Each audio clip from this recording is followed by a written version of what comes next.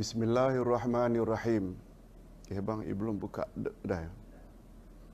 Alhamdulillah nahmaduhu wa nasta'inuhu wa nastaghfiruh wa na'udzu billahi min shururi anfusina wa min sayyiati a'malina.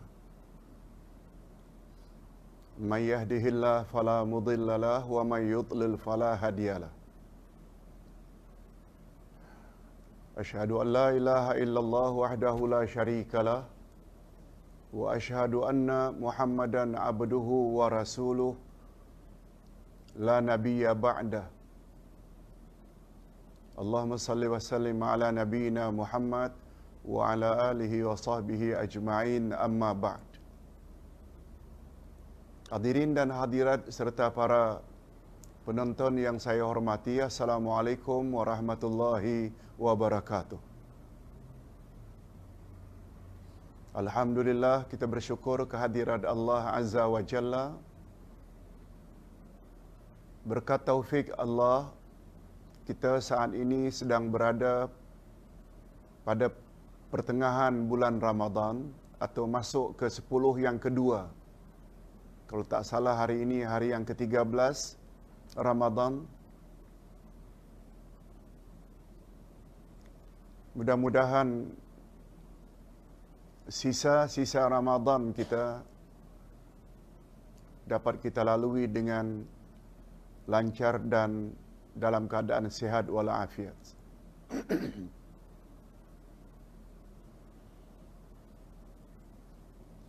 Pada pagi ini topik kita adalah tentang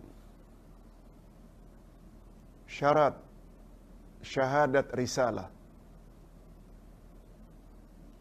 Sebagaimana kita sama-sama maklum, semua agama dari langit diturunkan oleh Allah prinsipnya dua saja, yaitu akidah dan syariat. Akidah menyangkut keimanan, syariat ini menyangkut amalan. Cuma bezanya, akidah yang dibawa oleh para rasul semuanya, sejak Nabi Nuh, Nabi Ibrahim, dan seterusnya sampai Nabi Muhammad sallallahu alaihi wasallam, akidahnya satu, yaitu sembah Allah yang Maha Esa, jangan dia disekutukan. Bahagian itu namanya akidah.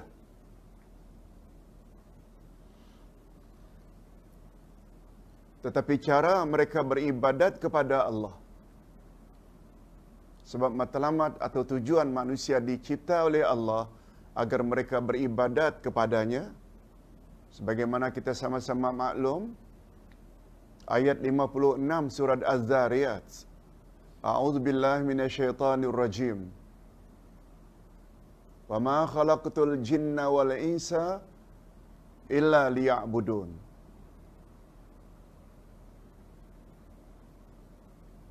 Aku tidak cipta manusia dan jin. Wa ma khalaqtul jinna wal insa, aku tidak mencipta jin dan manusia illa liya'budun, kecuali agar mereka beribadat padaku, patuh taat padaku. Berdasarkan ayat itu kita dapat tahu secara pasti tujuan kita dicipta oleh Allah ialah agar kita beribadat pada Allah. Hanya saja mentauhidkan Allah saja tak cukup. Beribadat pada Allah saja tidak cukup. Kalau pada masa yang sama kita beribadat tidak ikut cara Rasul. Itu sebabnya semua umat terdahulu, sejak dari Adam, Nuh, Ibrahim, seterusnya, semua mereka ada syariat, iaitu cara mereka beramal ibadat kepada Allah. Itu sebabnya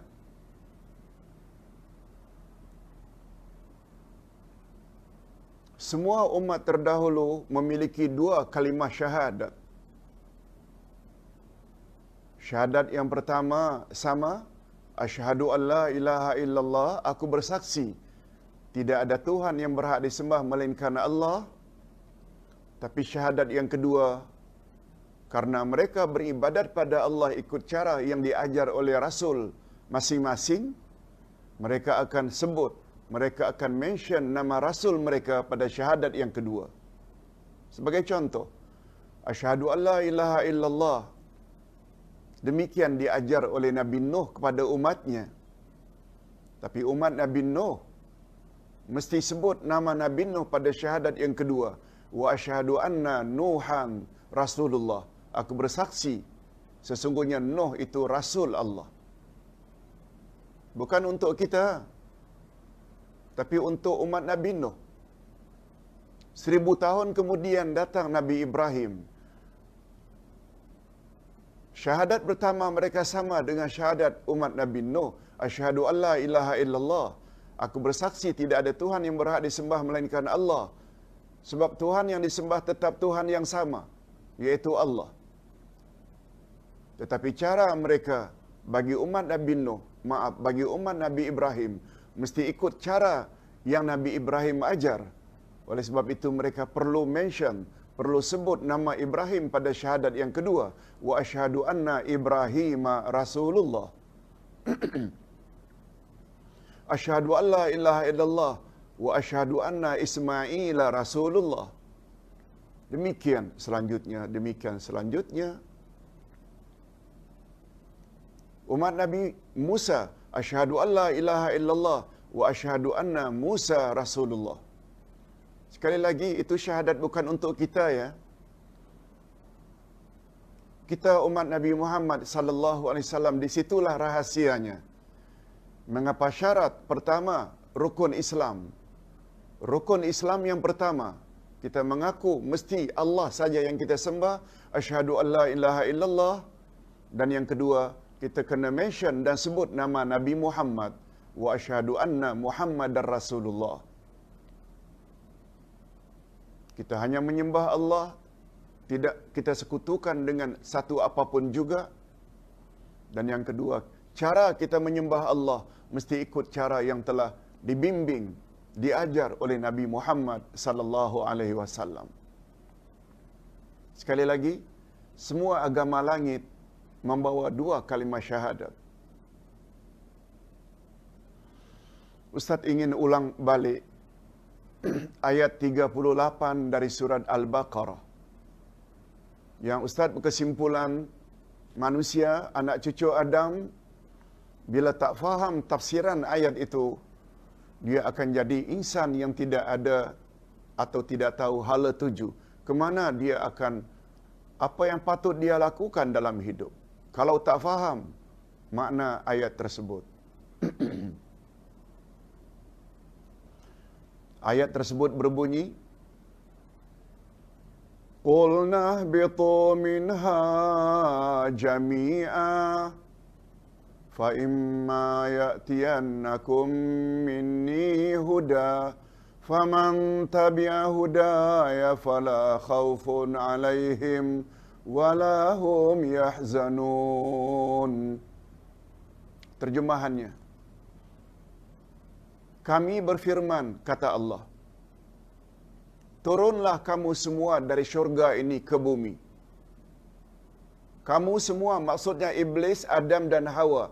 Sebab ketiga-tiga mereka telah berdosa.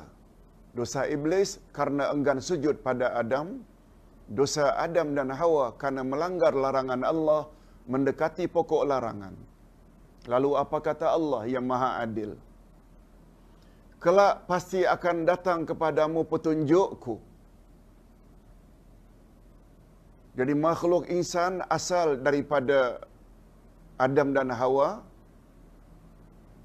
Jin pula itu dari makhluk iblis atau jin, syaitan, itu jin. Kedua-duanya mendapat janji dari Allah. Akan datang ke bumi nanti petunjukku. Dan makna petunjuk menurut tafsiran Ahlus Sunnah wal Jamaah adalah rasul demi rasul, diutus oleh Allah atau diangkat, dan kitab demi kitab diturunkan ke bumi untuk dijadikan sebagai pedoman. Begitulah di zaman Nabi Musa, ada Taurat. Era Isa, ada Taurat, ada Isa. Dan pada era akhir zaman, ada Nabi Muhammad dan ada Al-Quran. Apa janji Allah? Faman tabi'a hudaya fala khaufun alaihim wala hum yahzanun. Bila mereka manusia atau jin ikut petunjukku, iaitu ikut Muhammad dan ikut Quran, mereka tidak perlu takut menghadapi masa depan mereka, dan mereka tidak perlu bersedih hati mengenang masa silam ketika di dunia. Okey, itu kita pernah jelaskan dengan panjang lebar dalam salah satu kuliah online kita. Nah, sekarang berbalik kepada persoalan. Setiap agama dari langit membawa dua kalimah syahadat. Pertama, akidah, yang kedua syariat. Itu sebabnya dua kalimah syahadat ini, syahadat pertama disebut dengan syahadat akidah. Syahadat kedua namanya syahadat syariat. Asyhadu an la ilaha illallah, syahadat akidah. Wa asyhadu anna Muhammadar Rasulullah, ini syahadat syariat. Nah, sebagaimana kita telah jelaskan,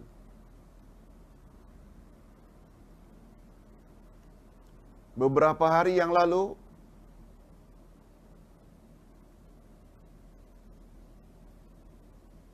kalimat tauhid la ilaha illallah ada rukun dan syaratnya. Demikian juga rupanya syahadat risalah wa asyhadu anna Muhammadar Rasulullah juga ada syaratnya, ada rukunnya.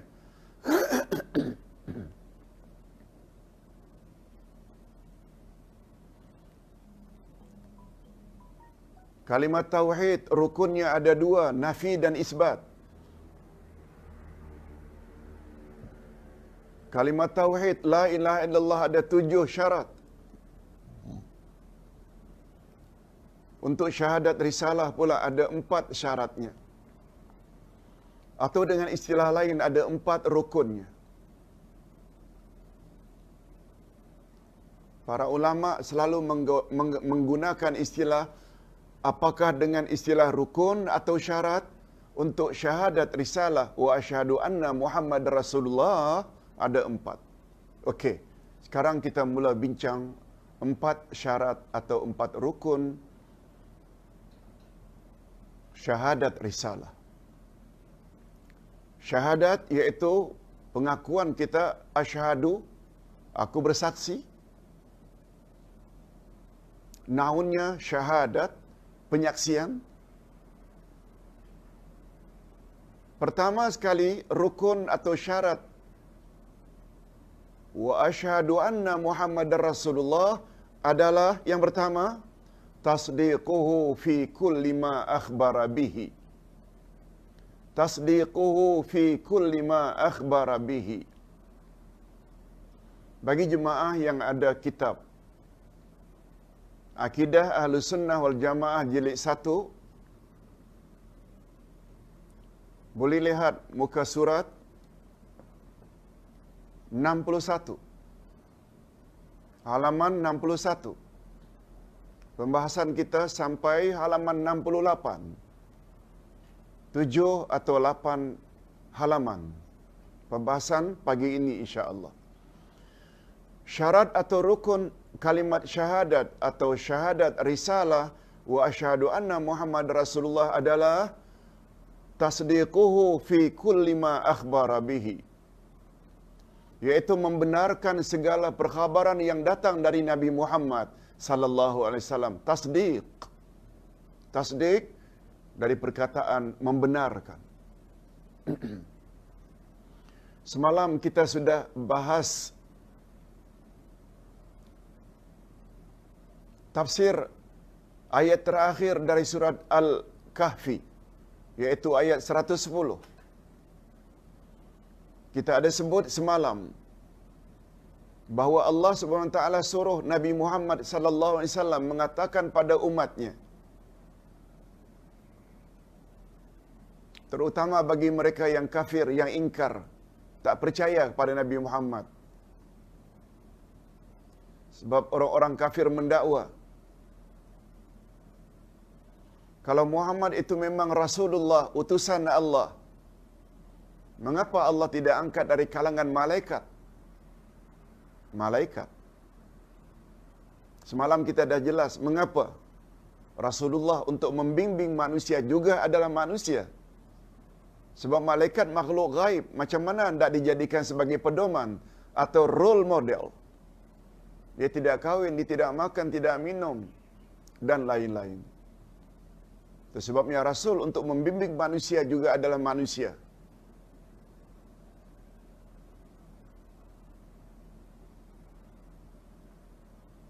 Apa kata Allah? Qul innama ana basyarum mislukum yuha ilayya. Katakan, hai Muhammad, kepada umatmu, terutama yang ingkar, aku adalah manusia biasa, seperti kamu, mislukum. Hanya saja kepadaku diturunkan wahyu. Di sini pembeza kita dengan para rasul atau para nabi. Oleh sebab itu, karena semua ucapan nabi adalah wahyu, sesuai dengan ayat 3 dan 4 dari surat An-Najmi, وَمَا يَنْتِقُ عَنِ الْهَوَى إِنْ هُوَ إِلَّا وَحْيٌ يُوحَى. Tidaklah Nabi Muhammad itu bercakap berdasarkan hawa nafsunya, tapi semua ucapan baginda adalah wahyu. Atas sebab itu, segala ucapan baginda kita wajib, mesti membenarkan.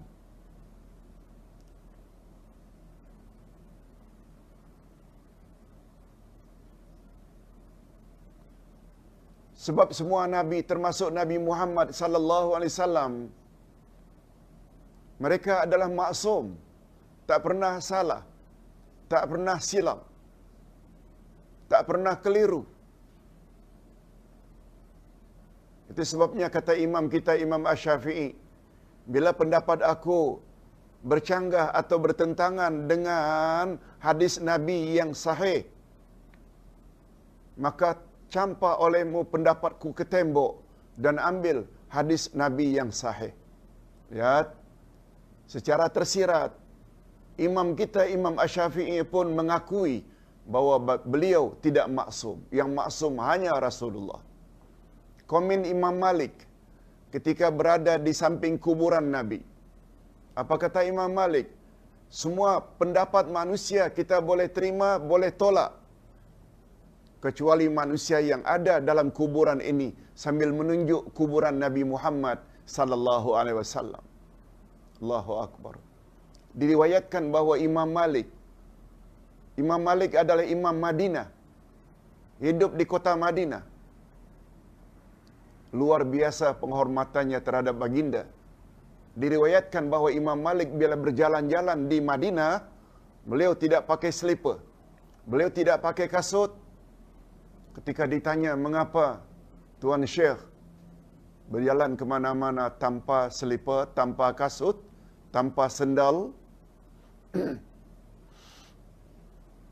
jawab beliau singkat, aku merasa tidak patut, tidak wajar memakai kasut, sedangkan jenazah yang paling istimewa ditanam di bumi ini, di bumi Madinah. Allahu akbar.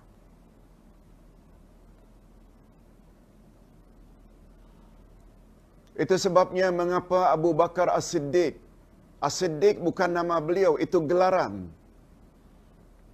Karena baginda begitu balik dari Isra dan Mi'raj, orang pertama yang membenarkan bahawa baginda telah melalui Isra dan Mi'raj dalam jarak yang begitu jauh, hanya ditempuh oleh baginda bermula dari selepas Isya, sebelum subuh sudah balik ke Mekah. Kurang dari setengah malam. Hanya setengah malam saja perjalanan Nabi. Hanya setengah malam saja perjalanan Nabi. Bukan saja dari Mekah ke Palestin, malah dari Palestin naik ke langit. Langit pertama, kedua, ketiga, keempat, kelima, keenam, ketujuh, malah naik lebih tinggi lagi di atas Sidratul Muntaha. Sehingga malaikat pengiring, malaikat Jibril pun tidak mampu untuk naik ke tempat yang lebih tinggi. Tapi baginda naik ke tempat yang lebih tinggi. Itu semua berlaku antara Isyak dengan subuh. Padahal di zaman itu, perjalanan dari Mekah ke Palestin saja memerlukan 2 minggu naik unta yang paling kencang. Kalau pergi 2 minggu, balik 2 minggu, maknanya untuk jarak Mekah Palestin, Palestin Mekah saja dah 1 bulan. Ini belum lagi naik ke atas untuk Mi'raj. Namun demikian, Abu Bakar As-Siddiq radhiyallahu anhu percaya saja. Ini namanya At-Tasdiq. Itu sebabnya beliau mendapat gelaran Abu Bakar As-Siddiq. Begitu juga gelaran untuk anak beliau, isteri kesayangan Rasulullah Aisyah, juga mendapat gelaran Aisyah As-Siddiqah. Abu Bakar As-Siddiq, Abu Bakar seorang lelaki yang membenarkan apa saja yang datang dari baginda, sedangkan Aisyah wanita yang membenarkan apa saja yang datang daripada Rasulullah sallallahu alaihi wasallam. Itu sebabnya kalau hari Ahad yang lalu kita telah tafsirkan makna Siratal Mustaqim. Di antara tafsir Siratal Mustaqim ialah mereka yang mengikuti orang-orang yang telah Allah beri mereka nikmat. Siapa mereka? 4 kelompok. As-Siddiqin, An-Nabiyyin, Was-Siddiqin, Was-Syuhada, Was-Salihin. Mereka adalah nabi-nabi. Yang keduanya Siddiq. Yang ketiganya syuhada, orang-orang yang mati syahid.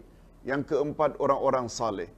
Kata ulama tafsir, disebut Siddiqin setelah Nabiin. Maknanya setelah derajat kenabian, Siddiq ini adalah derajat yang paling tinggi dari semua setelah derajat Nabi. Itu sebabnya dalam senarai 10 orang yang garanti masuk syurga, Abu Bakar Siddiq nomor 1. Baru kemudian Umar, Uthman dan Ali yang digolongkan sebagai syuhada. Itu sebabnya barang siapa yang tidak percaya dengan hadis Nabi yang sahih, rosak syahadat risalah mereka. Golongan anti hadis, golongan liberal yang memahami Quran dengan akal semata, tidak berpandukan kepada tafsiran Nabi Muhammad sallallahu alaihi wasallam. Kita bimbang. Akidah mereka jadi rosak. Bila syahadat risalah rosak, maknanya rosak pula lah 2 kalimah syahadat. Sebab syarat untuk memeluk Islam mesti 2 kalimah syahadat, bukan 1 kalimah syahadat. Asyhadu an la ilaha illallah. Oh, kalau mengaku Allah Tuhan yang berhak disembah, orang Yahudi, Nasrani, semua orang non-Muslim pun percaya Allah mesti disembah. Hanya saja bezanya dengan kita, mereka selain menyembah Allah juga menyembah selain Allah. Menyembah Isa, orang Kristian. Menyembah Uzair, orang Yahudi. Menyembah malaikat, menyembah berhala, menyembah api bagi orang Majusi. Itu sebabnya mereka dikatakan kafir. Lebih-lebih lagi mereka tidak iktiraf Nabi Muhammad sallallahu alaihi wasallam sebagai rasul.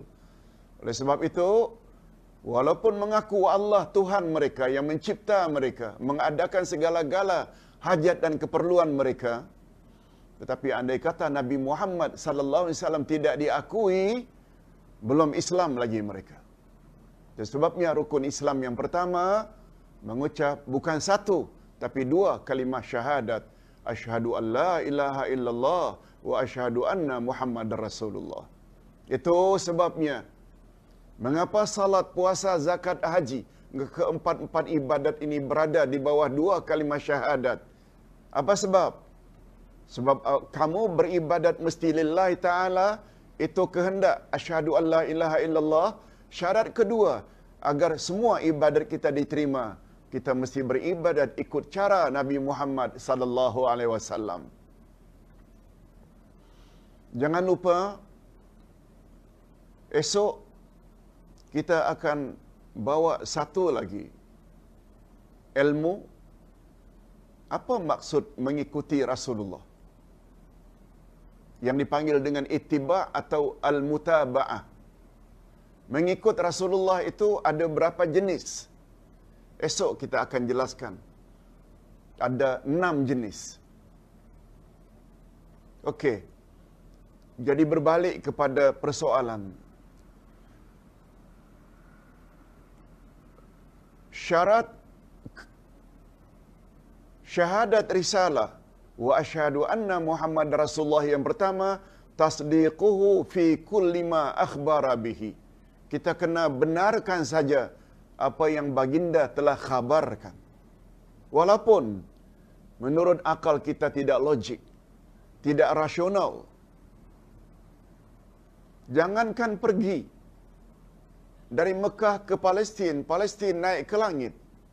Zaman itu, bila ada orang yang mengatakan aluminium atau besi boleh terbang, barangkali orang tersebut dikatakan gila. Sekarang sudah menjadi realiti. Kapal terbang, besi yang begitu berat boleh terbang. Zaman itu barangkali, kalau dikatakan bahwa besi boleh timbul, mungkin dikatakan majnun. Anta majnun, kamu gila. Tapi sekarang, kapal-kapal tanker sebesar pulau boleh terapung di atas lautan. Itu sebabnya sikap para sahabat dulu, mereka membenarkan saja apa yang Nabi cakap, apa yang Nabi ucap. Nabi pernah menyebut, bila dekat kiamat nanti, kata Nabi, kamu akan dapat makan buah-buahan yang ditanam di Dimashq, ibu kota Syria. Kamu orang Madinah dapat makan buah-buahan yang ditanam di Damsyik. Padahal perjalanan unta 2 minggu. Dimashq dekat Palestin, Syam. Tapi hari ini sudah tidak heran lagi. Dengan kapal terbang 2 jam dah sampai dari Damsyik ke Madinah. Turun transit di Damsyik, beli buah-buahan, kemudian 2 jam kemudian sampai di Madinah. Jadi ranumnya, segarnya, freshnya sudah tidak mengherankan lagi. Apalagi hari ini ada peti ais, ada ice box. Namun demikian para sahabat tak pernah mendustakan apa yang Nabi cakap. Sekali lagi, kata Nabi bila dekat kiamat, kata Nabi lagi, di bawah bumi ini ada air. Non, di bawah air sana ada api. Menurut logiknya, api padam dengan air. Tapi Nabi sebut, di bawah tanah ini ada air. Di bawah air sana ada api.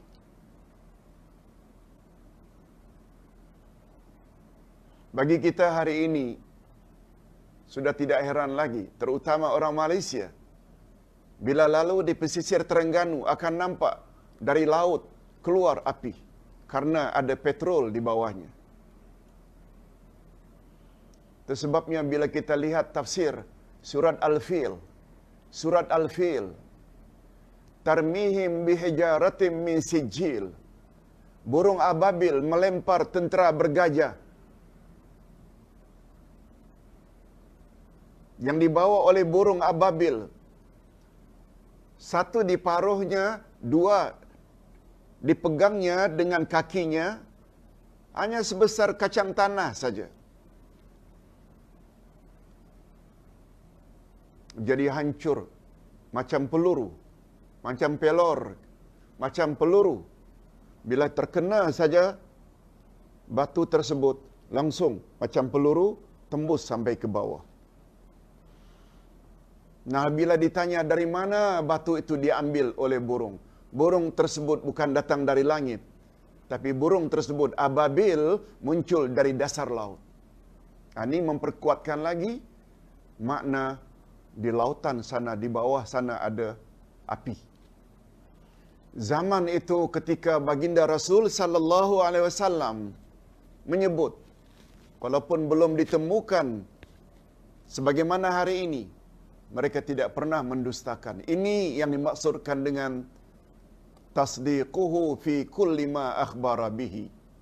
Mereka membenarkan saja segala yang datang dari Rasul sallallahu alaihi wasallam.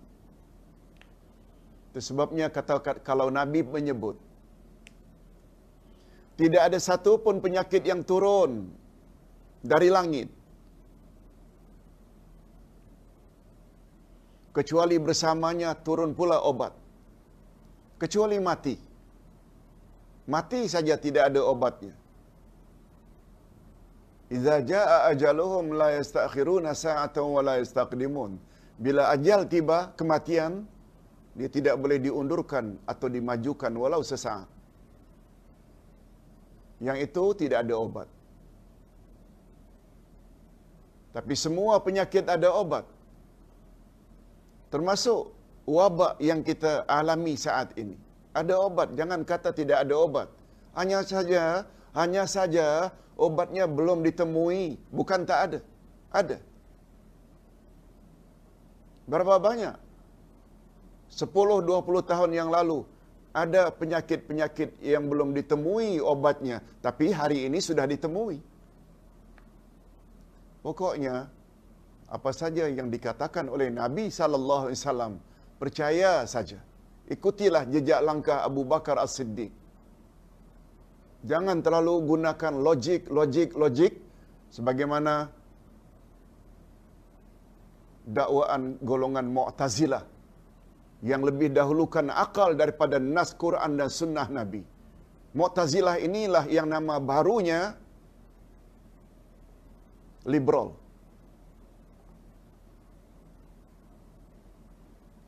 Atau golongan yang disebut dengan golongan moden.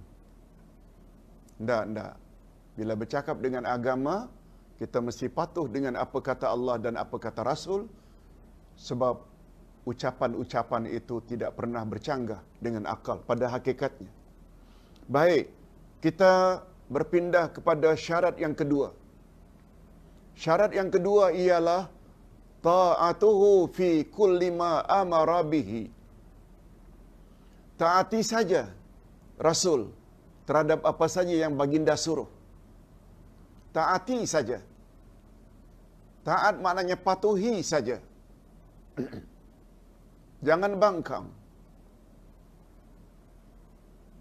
Kalau Nabi cakap begitu, begitulah. Ta'atuhu fi kulli ma amara bihi. Taati saja apa yang Nabi suruh. Nabi suruh salat, Nabi suruh puasa, Nabi suruh umrah, Nabi suruh zakat, Nabi suruh naik haji bila mampu, Nabi suruh tutup aurat, batas-batas aurat wanita begini. Jangan pula dibalas, oh itu untuk orang Arab, karena di sana panas, di sana banyak debu. Sebagaimana pandangan-pandangan orang-orang yang liberal. Orang yang punya pandangan macam itu tak akan selamat. Sudahlah di dunia akan dicemoh, di akhirat akan diazab. Setiap auratnya dilihat oleh orang-orang laki-laki yang bukan mahramnya, semuanya dia kena tanggung dosa.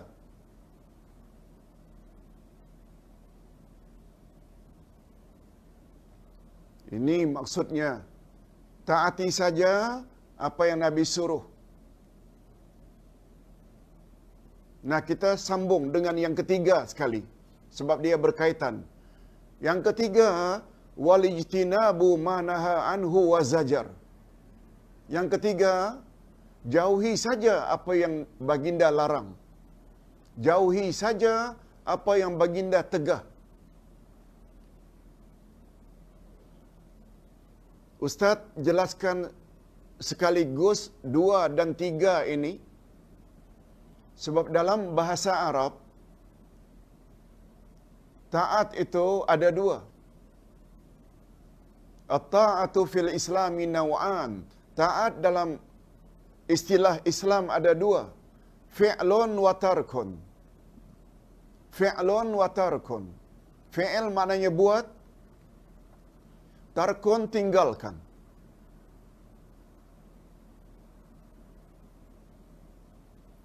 Bila jika kita buat, kita dikatakan taat pada Rasul. Bila jika kita buat sesuatu, kita dikatakan taat pada Allah dan Rasul.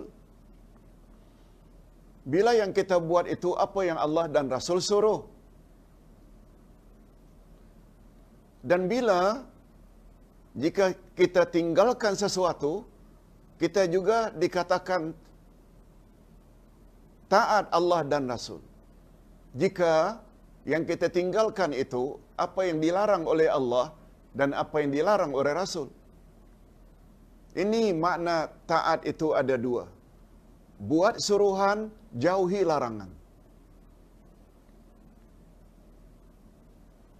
Itu sebabnya seseorang yang apabila rajin salat, puasa, umrah berkali-kali, haji berkali-kali, tapi pada masa yang sama tetap rasuah.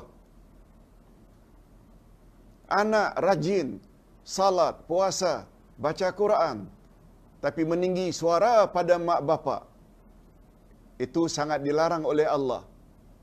Tak sempurna ketaatan anak tersebut. Tak sempurna orang tersebut.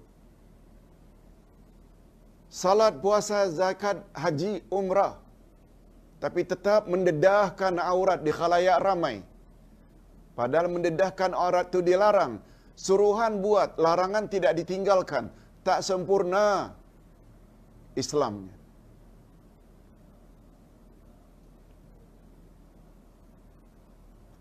Jadi syarat yang kedua, wa asyhadu anna Muhammad Rasulullah. Buat apa yang Nabi suruh, jauhi apa yang Nabi larang, baru dinamakan taat yang hakiki. Hanya saja sebagai tambahan,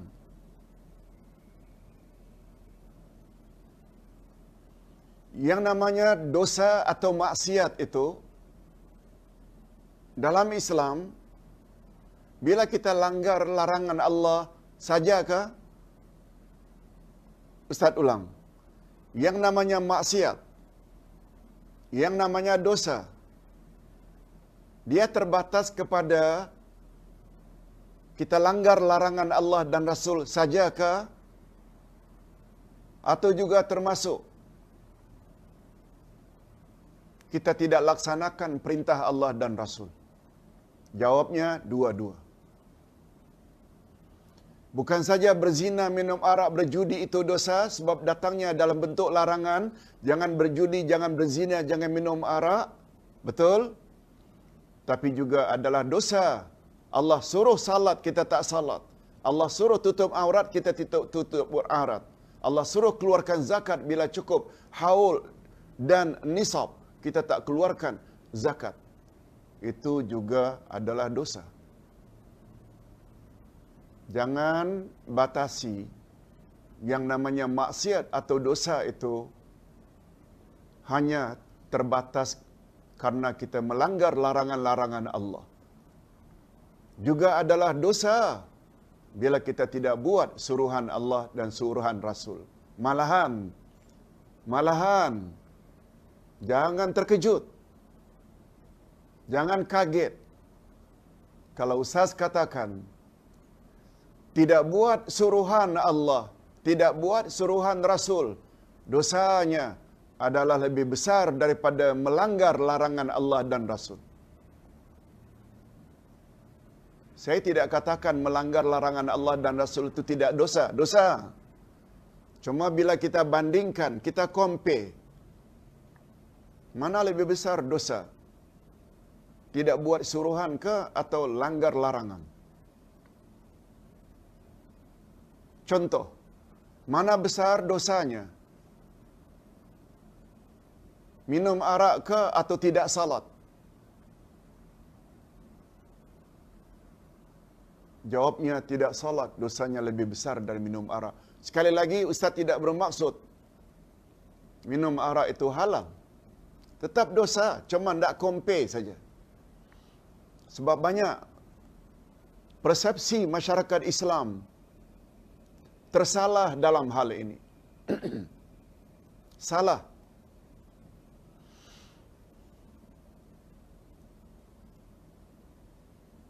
Bila ditanya apa dalilnya, Ustaz?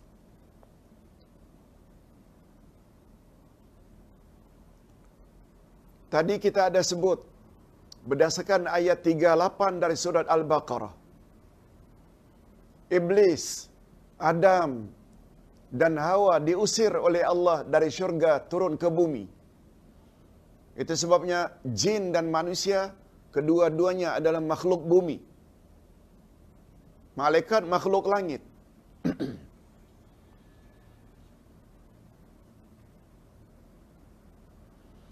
Mengapa Adam, Hawa dan Iblis diusir? Karena ketiga-tiganya telah buat dosa. Apa dosa Iblis? Tidak sujud pada Adam. Apa dosa Adam dan Hawa? Karena langgar larangan Allah. Bila ditanya, dosa siapa yang lebih besar antara dosa Iblis dengan dosa Adam dan Hawa? Kita jawab, dosa Iblis lebih besar dari dosa Adam dan Hawa. Mungkin ada yang tanya, bukankah itu suatu pernilaian yang ada unsur sentimen pada Iblis? Bukan. Kita katakan begitu kata para ulama, bukan pendapat ustaz.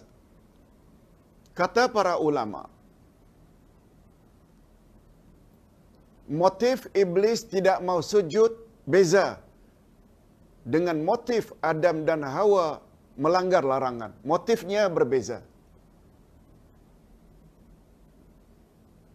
Allah SWT berfirman dalam Al-Quran menyebut tentang kerjanya Iblis. Wa qasamahuma inni lakuma laminan nasihin. Iblis setelah mendapat izin dari Allah, lalu datang menemui Adam dan Hawa dalam syurga, karena telah mendapat izin dari Allah. Sebab ketika dia dikutuk, dilaknat, dia minta dua perkara. Panjangkan umurku hingga kiamat, dan yang kedua, izinkan aku untuk menggoda Adam dan Hawa dan anak cucunya. Ternyata kedua-dua permohonan Iblis Allah kabulkan. Jangan ditanya, ya Allah, mengapalah kabulkan kehendak Iblis? Kalau tidak akan kami tetap berada dalam syurga. Wah, itu bab lain. Itu pembahasan lain. Secara ringkasnya, sebenarnya Allah jadikan Iblis sebagai penggoda karena Allah ingin menilai iman kita ini murni atau palsu. Dia mesti diuji dengan Iblis. Itu hikmahnya. Tidak ada perbuatan Allah yang tidak ada hikmah di baliknya. Mesti ada rahasianya. Okey, kita pendekkan cerita. Begitu mendapat keizinan, orang pertama yang menjadi target untuk digoda adalah Adam dan Hawa. Sebab menurut penilaian Iblis, Adam dan Hawa lah penyebab utama mengapa dia dilaknat oleh Allah. Itu sebabnya bunyi ayat, wa qasamahuma inni lakuma laminan nasihin. Iblis mendatangi Adam dan Hawa lalu bersumpah, qasamahuma, bersumpah. Mungkin menggunakan istilah demi Allah. Aku diutus oleh Allah kepadamu berdua, laminan nasihin, adalah untuk memberi nasihat, advisor. Oh, aku ni datang bukan sembarang datang. Aku diutus oleh Allah, demi Allah, agar menasihati kamu. Langsung dia nasihati. Kata Allah, apabila kamu berdua ingin kekal dalam syurga, hendaklah kamu makan itu buah. Buah pokok itu itu sebabnya penamaannya menjadi buah khuldi. Khuldi maknanya kekal abadi. Kan kita selalu dengar khalidina fiha, kekal abadi dalam neraka, kekal abadi dalam syurga. Khuldi itu penamaan daripada iblis. Oleh sebab itu hari ini hati-hati. Iblis atau syaitan manusia juga pandai merubah-rubah istilah sehingga kita orang awam tertipu. Allah Subhanahu wa taala sebut, wa ahallallahu al-bai'a wa harramar riba. Allah halalkan jual beli, Allah haramkan riba. Begitu jelas dalam Al-Quranul Karim disebut, riba itu haram, kata Allah. Tali insan telah robah menjadi faedah. Oh, ada faedahnya, ada gunanya, ada manfaatnya. Ambil riba. Bunga. Betul tak bunga sesuatu yang menarik? Interest. Memang interesting. Sehingga dengan istilah-istilah faedah, bunga, interest, lupa kita akan makna asal riba itu adalah haram. Ini semua kerja-kerja syaitan insan. Sehingga kita yang kurang iman, akhirnya, oh ya, bagus juga. Untung kita dapat riba, untung kita dapat, dan lain-lain. Begitulah sejarahnya. Buah khuldi itu istilah. Karena bila kamu makan, bukankah dengan kata lain, Adam dan Hawa tertipu? Bukan sengaja nak makan buah larangan atau mendekati pokok larangan. La taqraba hadhihi syajarah. Jangan kamu berdua, Adam dan Hawa, dekati pokok ini. Dekati saja tak boleh, apalagi makan buahnya.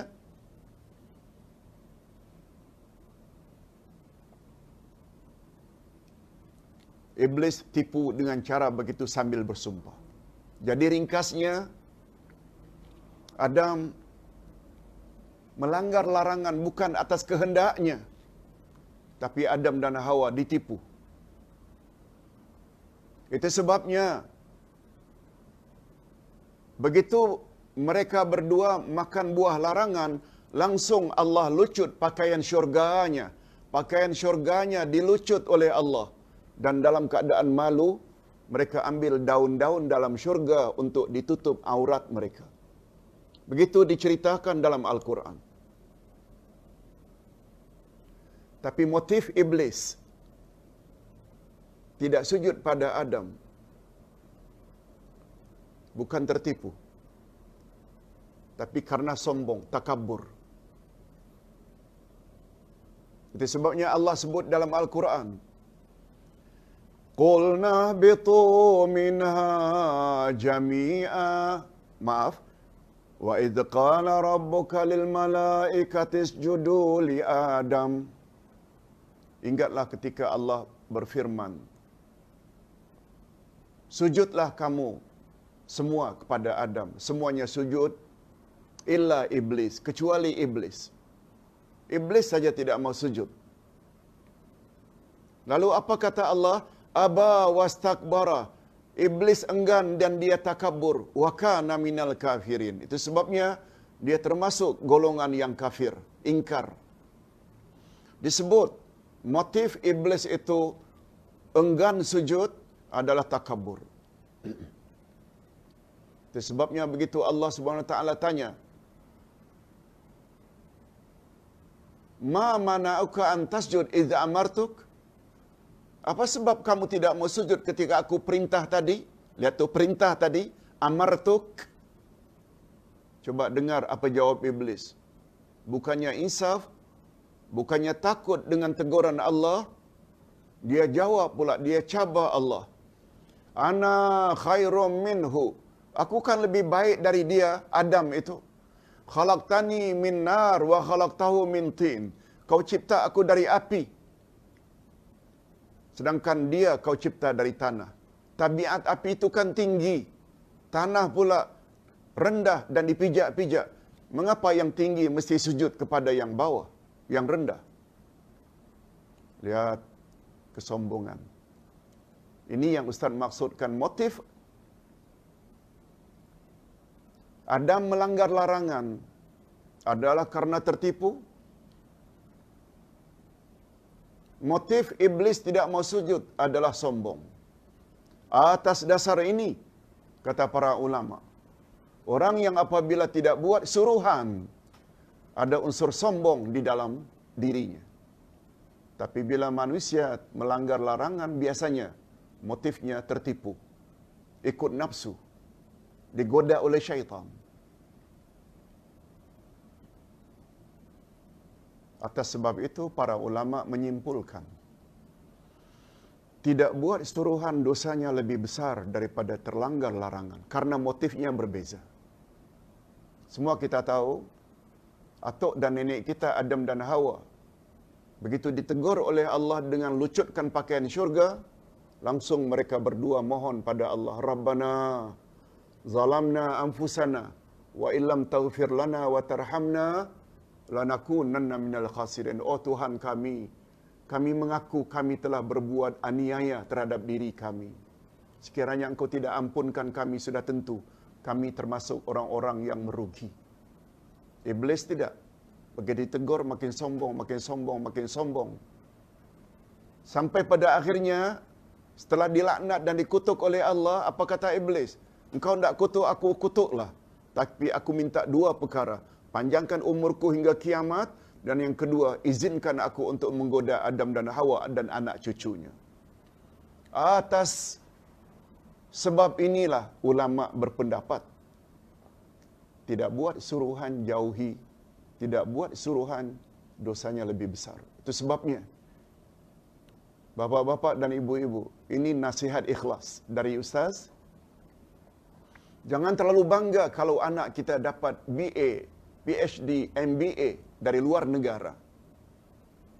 Baik tinggal di rumah, tidak bergaul bebas, tidak isap dada, narkoba, tidak minum arak, tidak bergaul bebas.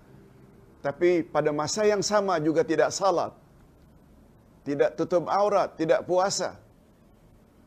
Jangan kata itu anak yang baik. Jangan kata itu anak yang baik. Itu adalah persepsi yang salah sangat. Salah dari sudut apa? Punya anggapan atau persepsi, kononnya anak apabila tidak buat perkara-perkara tak senonoh, dah eloklah. Walaupun dia sebenarnya tidak buat perintah-perintah Allah Azza wa Jalla. Ini sedikit penjelasan. Hadirin dan hadirat rahimakumullah. Jadi rukun yang kedua atau syarat yang kedua dan ketiga, setelah pertama tadi, benarkan saja segala perkhabaran yang datang dari Nabi. Yang kedua, patuhi saja, buat saja apa yang Nabi suruh. Yang ketiga, jauhi saja apa yang Nabi larang. Cuma sedikit panduan. Antara suruhan dengan larangan ini berbeza. Sebab Nabi SAW bersabda dalam hadis sahih, terhadap apa yang aku suruh buat olehmu, apa yang kamu termampu. Terhadap apa yang aku larang, jauhi olehmu. Ada beza tak? Ada. Ketika menyuruh melakukan sesuatu, Nabi ada tambah. Buatlah apa yang aku suruh, apa yang kamu termampu. Salat fardu yang pada asalnya berdiri, bila sakit lutut, bila paralyzed, bila stroke, kita boleh duduk. Oh, tak mampu duduk, boleh baring.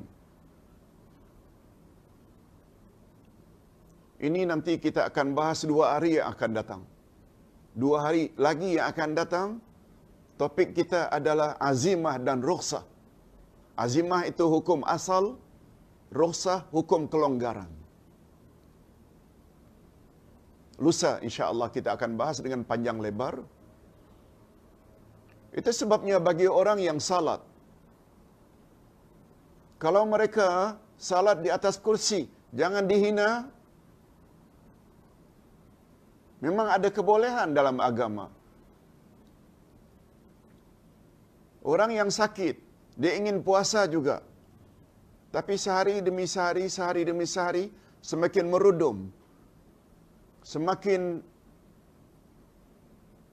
bertambah sakitnya. Dia boleh tidak berpuasa kalau memang tak mampu dan bayar fidyah. Lebih-lebih lagi mereka yang sakit atau musafir. Itu maknanya ada kelonggaran. Buat apa yang termampu. Ada kaedah dalam ilmu usul. Ma la yudrak kulluh la yutrak julluh. Apa yang kamu tidak mampu melakukan semuanya, maka jangan ditinggalkan semuanya. Jika kamu tidak mampu melakukan semuanya, jangan tinggal semuanya. Oh, kita jealous, cemburu. Ada orang buat tahajud, ada orang. Hadirin dan hadirat serta para pendengar yang saya hormati.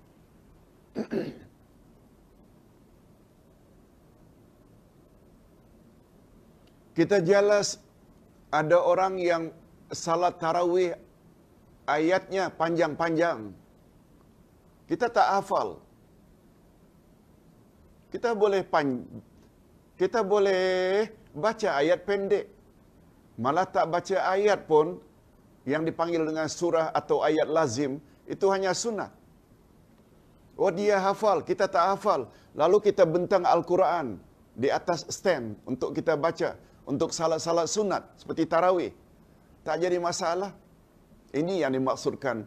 Apa yang kamu tidak mampu buat semuanya, jangan tinggal semuanya. Akhirnya karena tak mampu membaca surah-surah panjang, lalu kita tidak salat tarawih. Malah kita berani mengatakan, setiap rakaat tarawih baca Al-Fatihah saja pun dah cukup. Atau Al-Fatihah dengan surat Al-Ikhlas semuanya pun dah boleh. Ini maknanya. Apa yang kamu tidak dapat melaksanakan semuanya, jangan tinggal semuanya. Tetapi berbeza terhadap apa yang aku larang, kata Nabi, jangan buat. Nabi tidak sambung dengan tinggalkanlah semampunya. Nah, kita yang minum arak biasanya sebotol sehari. Oh, saya sekarang dah tobat, Pak Ustaz. Tak sebotol lagi. Cuma 1 gelas kecil saja. Itu yang termampu. Oh, tak ada istilah termampu. Terhadap apa yang aku suruh, buat apa yang kamu termampu. Terhadap apa yang aku larang, hendaklah kamu jauhi.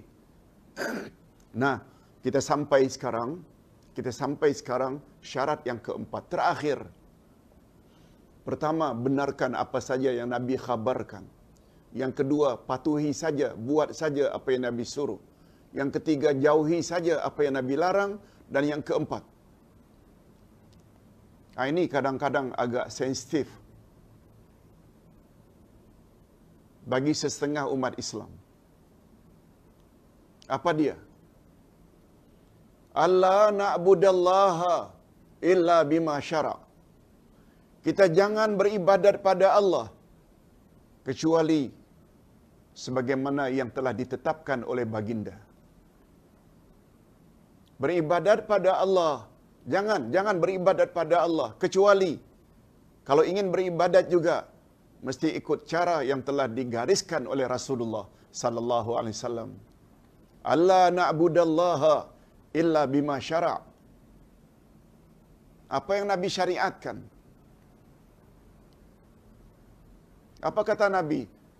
Sallu kama ra'aitumuni usalli. Salatlah kamu sebagaimana kamu tengok cara aku salat. Khudhu anni manasikakum. Ambil hanya daripadaku cara pelaksanaan ibadat haji umrahmu. Dari mana kita miqat? Macam mana pakaian lelaki ketika ihram? Juga bagaimana wanita? Tawaf mengelilingi Kaabah bermula dari mana dan berakhir ke mana? Berapa pusingan?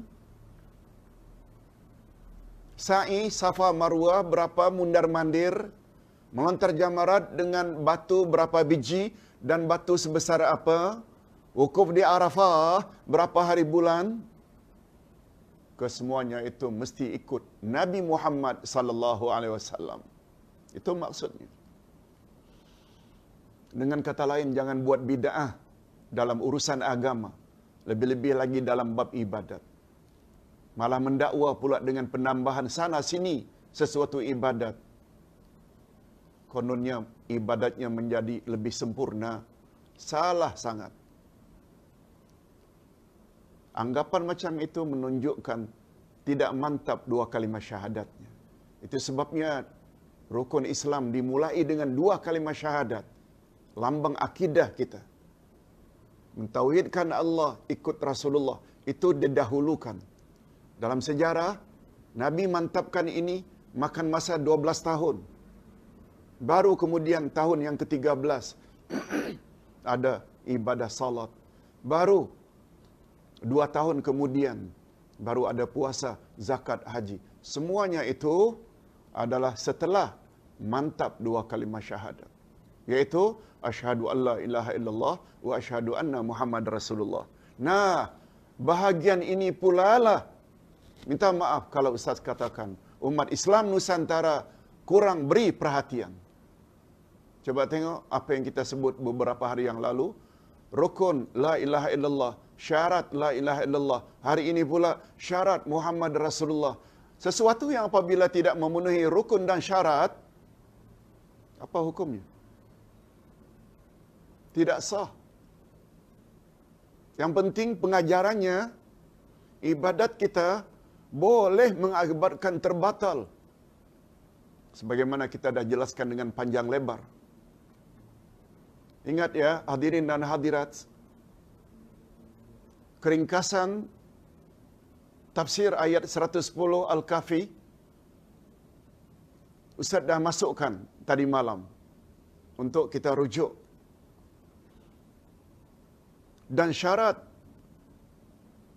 syahadat risalah ini pun Ustaz akan tulis di Facebook. Keempat-empat perkara tadi dengan sedikit penjelasan. Ustaz menginginkan kita bukan hanya dengar ceramah dalam YouTube,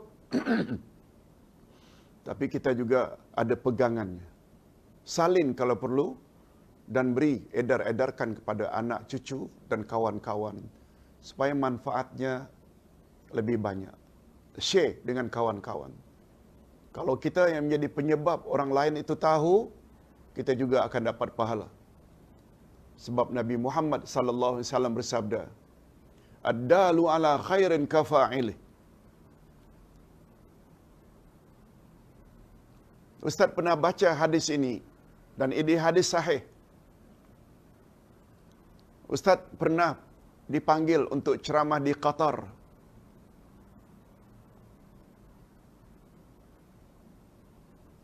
Hari terakhir setelah seminggu, Ustaz ingin beri oleh-oleh, pergi ke mallnya.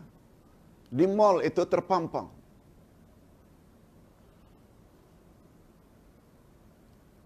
pengumuman, datang Tuan Syekh dari Mesir, namanya ini. Telah datang Tuan Syekh Imam ini dari Arab Saudi. Telah datang ini.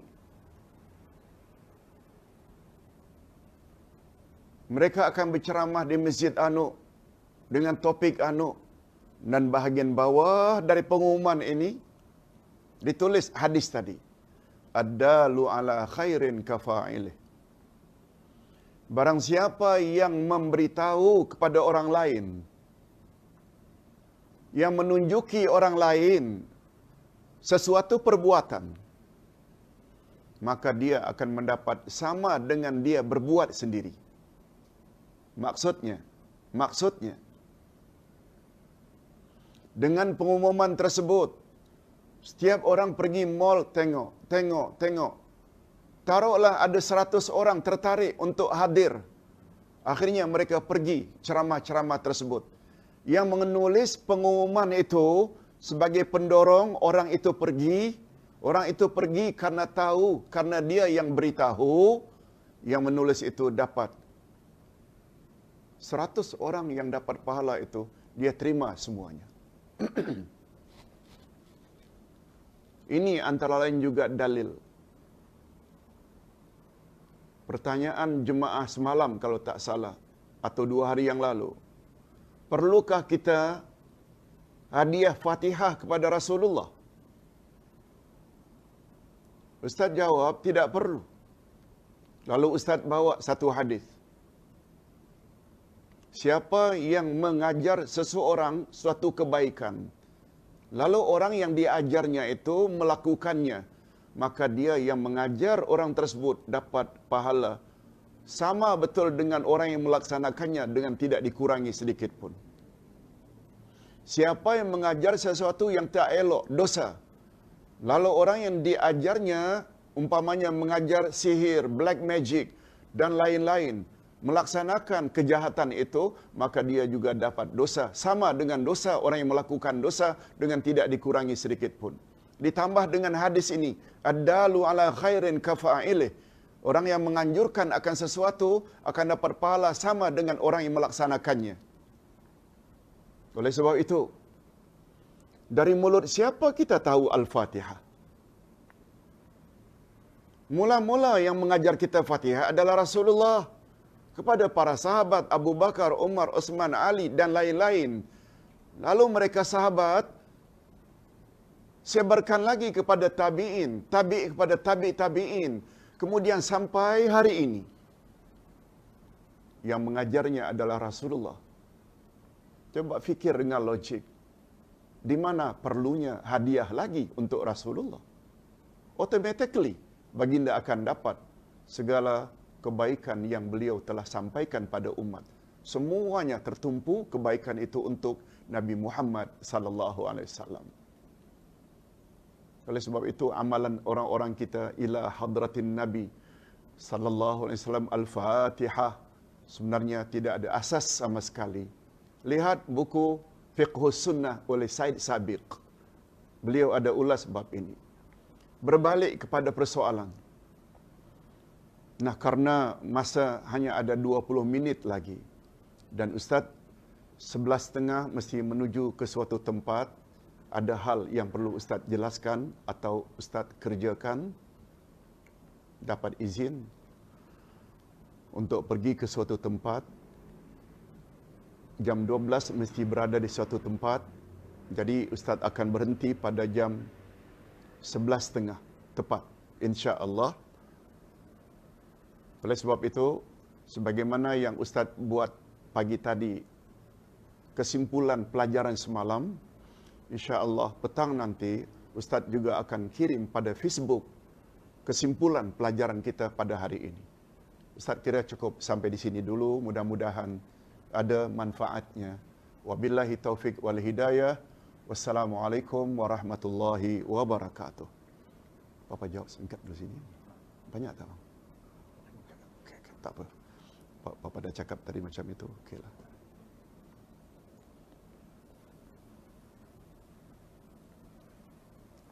Pak Ustaz, kalau puasa anak-anak kena qada. Jadi bagaimana pula tentang salat fardu yang kedua ibu bapa tinggalkan. Apakah anak-anak perlu qada? Tidak. Puasa perlu diqada. Tak mampu qada, bayar fidyah terhadap puasa yang ditinggalkan oleh ibu bapa. Semalam Ustaz dah jelaskan. Tetapi salat mak bapa tak payah diqada. Kita yang masih hidup pun telah meninggalkan masa muda banyak salat. Itu pun ada dua pendapat. Ada yang mengatakan cukup taubat saja, ada yang mengatakan qada. Tapi untuk orang yang sudah meninggal dunia, confirm tak perlu diqada salatnya. Kalau diqada pun hanya puasanya. Itu pun puasa nazar. Sedangkan puasa Ramadan menurut setengah ulama cukup dibayar fidyah sahaja. Okey. Pak Ustaz, nak kepastian sama ada jika seseorang itu masuk ke dalam,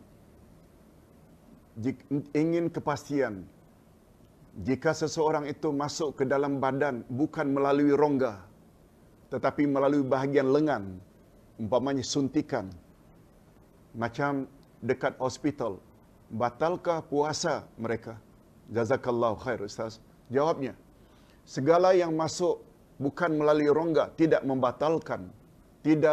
membatalkan puasa.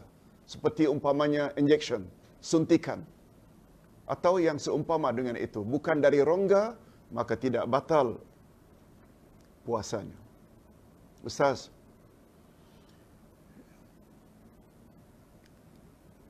ada yang mengatakan Imam Mekah memberi nasihat yang sungguh praktikal. Beliau mengatakan untuk 10 akhir Ramadan, sedekah RM1 setiap malam. Jika jatuh malam itu malam Lailatul Qadar, maka itu bermakna seolah-olah kita telah bersedekah setiap hari selama 84 tahun. 84 tahun itu 1000 bulan. Sedekah RM1. Salat 2 rakaat setiap malam. Jika itu berlaku di malam Lailatul Qadar, bermakna kamu telah salat selama 84 tahun. Yang ketiga, terakhir, jika membaca surat Al-Ikhlas 3 kali setiap malam, itu bermakna kamu telah mengkhatamkan Quran sebanyak 84 tahun. Ini dikatakan nasihat dari Imam Mekah. Ustaz tidak pasti. Ustaz tak pernah tanya pada beliau. Kalau dikatakan hadis, kita boleh cari. Ini kata-kata Imam Mekah. Ustaz hanya ingin katakan, Ustaz tidak pasti. Tetapi tentang kelebihan Lailatul Qadar, memang kita tak nafikan. Lailatul Qadri khairum min alfi syahr. Nah, untuk jawapan lebih lanjut, next week, Ustaz akan bahas khas tentang Lailatul Qadar dan takdir. Lailatul Qadar dan takdir itu pembahasan pada minggu hadapan insya-Allah. Satu lagi terakhir, berdasarkan WhatsApp yang masuk kepada Ustaz, ada diberitahu terdapat dalam Al-Quran dan hadis 2 perkara yang tidak akan masuk ke tanah haram, iaitu Dajjal dan Ta'un atau penyakit berjangkit wabak. Oleh itu, bagaimana COVID-19 boleh berlaku di Mekah? Kononnya, kepada yang tanya, dikatakan, ada jaminan dari Al-Quran dan hadis Nabi. Tanah haram Mekah tidak boleh masuk Dajjal dan tidak boleh masuk penyakit wabak. Ustaz ingin perbetulkan pandangan ini. Yang dapat jaminan daripada Allah dan Rasul.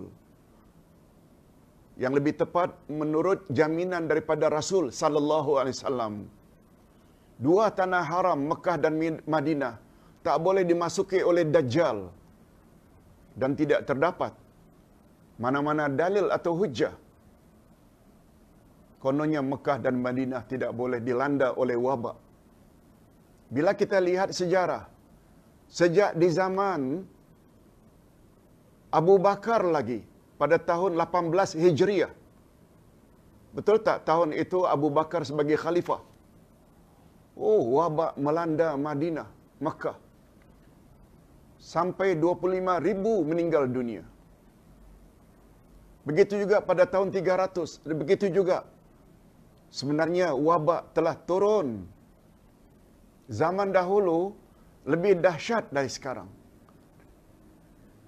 Makkah lengang daripada orang yang haji dan berbulan-bulan dan bertahun-tahun. Kita pula selalu hubung kaitkan dengan adanya COVID-19 ini menunjukkan dekat kiamat. No, itu bukan, kita tak nafikan kiamat memang dekat, tetapi wabak yang melanda dunia zaman itu lebih dahsyat dari sekarang. Okey, kita ingin jawab berdasarkan apa yang ditanya hari ini. Minta maaf ya kalau tidak sampai habis, kita akan sambung esok. Ustaz, 10 malam terakhir makin hampir. Selain salat, zikir, doa, baca Quran, sedekah, apalagi yang seseorang hamba Allah boleh buat, Ustaz? Zahra Ahmad. Salat, zikir, doa, baca Quran, sedekah.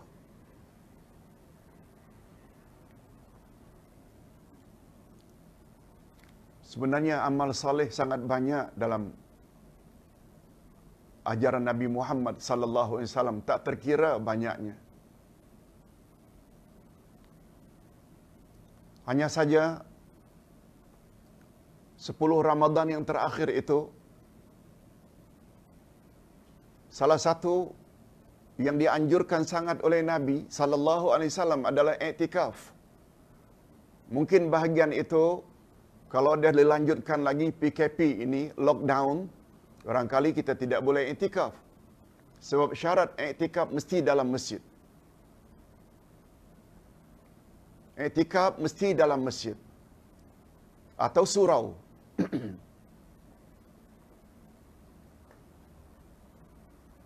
Walaupun rumah kita besar, ada satu ruangan dikhaskan untuk ibadat bersama, berjamaah, tak boleh untuk i'tikaf. Sebab itu namanya Masjidul Bait. Itu namanya masjid rumah. Masjid rumah hanya untuk family, tak boleh untuk i'tikaf. I'tikaf yang paling baik adalah di masjid yang ada Jumatan. Atau paling kurang secara rutin surau itu ada jemaah setiap hari 5 kali sehari semalam. Jadi Ustaz ingin tambah, selain amal-amal itu dah bagus dah, iaitu i'tikaf. Cuma sayangnya untuk kali ini kita tidak dapat melakukan i'tikaf bila lockdown ini diteruskan. Baik, berikutnya. Untuk itu, kalau Ustaz masih ingat, nanti ketika membahas tentang Lailatul Qadar, Ustaz akan tambah lagi beberapa amalan. Ada yang mengatakan untuk masakan yang lebih sedap, bacalah asyhadu an la ilaha illallah wa asyhadu anna Fatimah binti Rasulillah. Adakah ini boleh memesongkan akidah? Yes. Ustaz yakin ini adalah ajaran Syiah yang menyebut-nyebut tentang Fatimah ini. Kita respect, Fatimah adalah anak Rasulullah yang paling baginda sayangi. Tetapi orang-orang Syiah selalu sebut-sebut. Sampai-sampai dalam syahadat mereka, asyhadu an la ilaha illallah wa asyhadu anna Muhammad Rasulullah wa asyhadu anna, disebut Ali, Fatimah, Hasan, Husain. Itu sebabnya bagi pandangan Ustaz, Syiah dah masuk ke Nusantara ini ratusan tahun yang lalu, sebelum datangnya Syiah masuk ke Malaysia melalui revolusi Khumaini. Banyak yang terpengaruh dari sudut politik, iaitu masuknya Syiah melalui Khumaini, iaitu revolusi Iran. Tapi sebenarnya ratusan tahun sebelum revolusi, Syiah dah masuk melalui tarikat-tarikat. Sebabnya banyak tarikat-tarikat yang menyebut dalam doa mereka, khasnya dukun-dukun bila membaca pada air, puh kanan, puh kiri,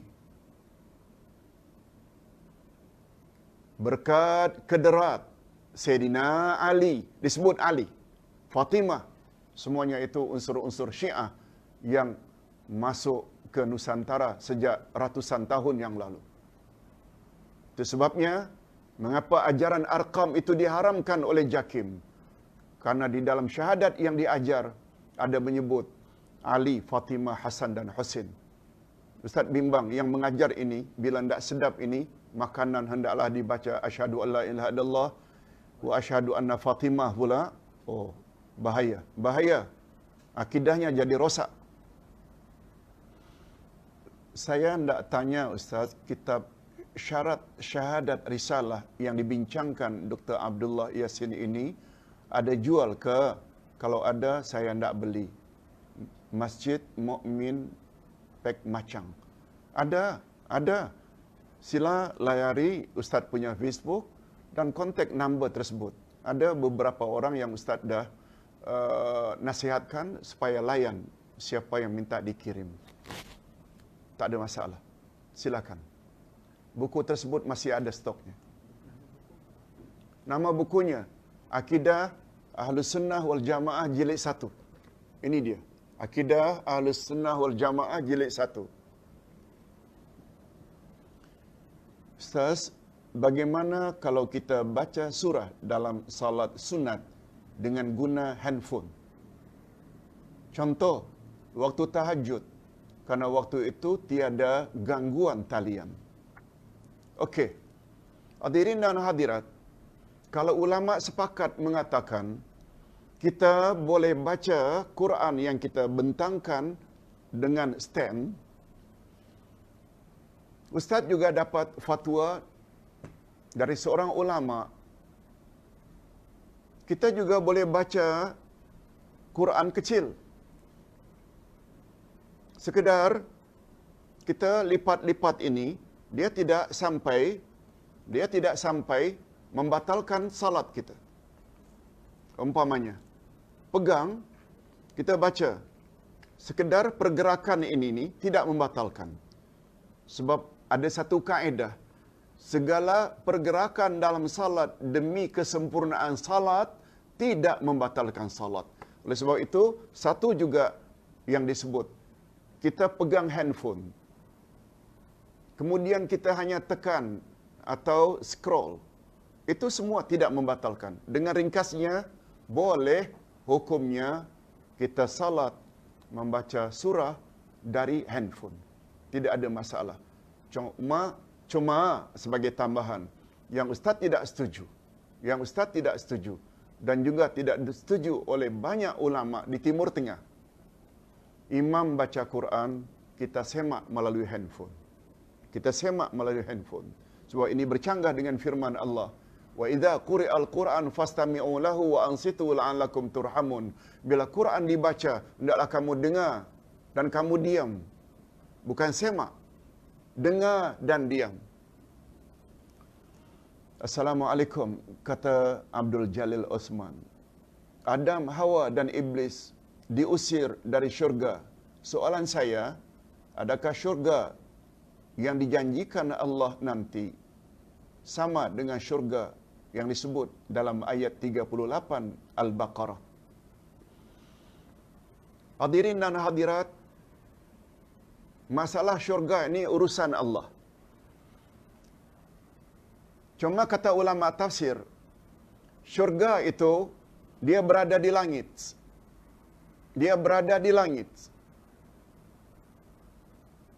Kesimpulan itu diambil karena Allah gunakan ihbitu maknanya turunlah.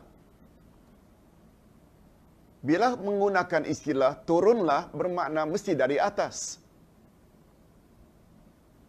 Adapun kita masuk syurga, apakah syurga yang sama sebagaimana syurga Adam? Ada baiknya kalau kita padakan sampai di situ. Yang mustahak usahakan sajalah agar kita masuk syurga. Syurga itu di mana tempatnya itu sebaiknya jangan kita bahas. Yang jelas bukan di dunia ini. Baik. Ustaz, Assalamualaikum. Ustaz, kenapa anjing dihina seumpamanya seolah-olah sama taraf seperti khinzir. Mohon pencerahan Ustaz. Allah Subhanahu wa taala sebut dalam Al-Quran, jangan kamu tanya apa yang aku kata, tapi akulah yang layak bertanya apa yang kamu buat. Walaupun tentang pengharaman anjing ini tidak dapat dalam Al-Quran, tapi dalam hadis Nabi yang sahih. Sehingga para ulama fiqh mensetarafkan najis babi dan anjing ini sama, yang dipanggil dengan najis mughallazah, najis yang berat, dan untuk membersihkannya mesti pertama dengan air tanah, kemudian 6-7 kali, kemudian dengan air mutlak. Jadi kalau ditanya mengapa anjing dihina sedemikian rupa, itu bukan, kalau kita faham apa yang Ustaz katakan tadi dan semalam, segala ucapan Nabi adalah benar belaka sebab itu wahyu. Mengapa perlu tanya? Kita tak semestinya tahu apa hikmah di balik arahan atau ketetapan Rasulullah sallallahu alaihi wasallam. Kalau tidak tanya, pastikan dulu masuk syurga. Kalau jumpa Nabi Muhammad nanti dalam syurga, tanya. Itu baru boleh. Sekarang, syarat ketiga, wa asyhadu anna Muhammad Rasulullah. Jauhi saja apa yang Nabi larang. Apa hikmahnya? Macam Ustaz sebut. Ada orang bertanya mengapa zuhur, asar, isya 4 rakaat? Mengapa maghrib 3 rakaat dan subuh 2 rakaat? Bukankah zuhur, asar ketika itu manusia busy, sibuk dengan kerja-kerja duniawi? Mengapa masa yang begitu lapang, waktu subuh hanya 2 rakaat? Ini namanya ta'abbudi. Segala ketetapan Allah, katakan saja sami'na wa ata'na. Jangan tanya. Tahukah kita, tak tahukah hikmahnya, patuhi saja. Wallahu a'lam. Lagi bang? Natra. Bolehkah stand Al-Quran digunakan untuk salat fardu? Untuk salat fardu, membaca Quran sebaiknya jangan. Untuk salat fardu, bacalah mana ayat yang kita hafal sahaja. Para ulama sepakat mengatakan kebolehan membaca Quran, termasuk tadi dengan handphone, hanya untuk salat-salat sunat sahaja. Itu fatwa yang lebih tepat. Ustaz, selawat tafrijiyah itu adakah bid'ah jika dipraktikkan? Tafrijiyah. Allahumma salli ala nabiyina Muhammadin salatan tunjina biha min jamil ahwali wal afat wa taqdilana biha min jamil hajat wa tutahhiruna biha min jami'is sayyi'at wa tarfa'una biha 'indaka 'ala darajat wa tuballighuna biha asal ghayati min jamil khairat fil hayati wa ba'dal mamat innaka 'ala kulli syai'in qadir. Allahumma salli ala. Nariyah lain. Allahumma salli ala Sayyidina Muhammadin salatan tunjina biha. Kalau tak salah itu tafrijiyah atau najiyah.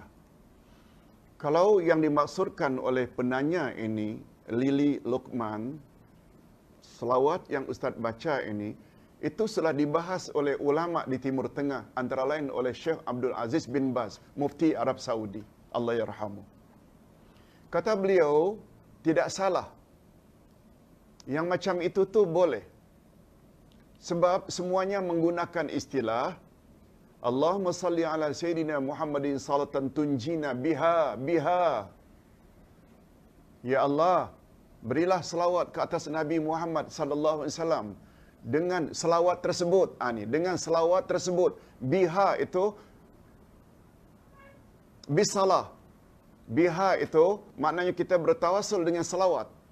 Ini di antara jenis bertawasul dengan amal ibadat. Sebab salawat itu adalah ibadat. Yang tidak disetujui ini, bila kita bertawasul dengan diri Rasulullah. Dengan diri Rasulullah.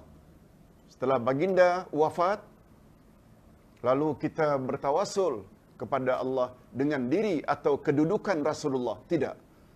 Tapi dengan salawat kita kepada Allah, kepada Rasulullah sallallahu alaihi wasallam, itu sebabnya digunakan bihi. Maaf, itu sebabnya digunakan biha.